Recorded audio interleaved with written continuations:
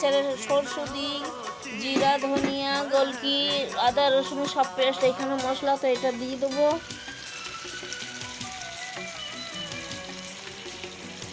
বন্ধুরা দিয়ে দিলাম মাছের ঝোলে সব মাছগুলো দিয়ে দিচ্ছি।